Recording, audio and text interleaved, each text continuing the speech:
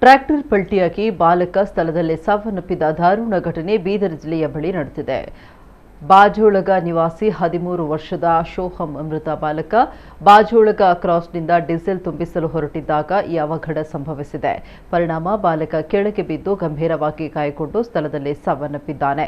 ಸ್ಥಳಕ್ಕೆ ಪೊಲೀಸರು ಭೇಟಿ ನೀಡಿ ಪರಿಶೀಲನೆ ನಡೆಸಿದ್ದಾರೆ.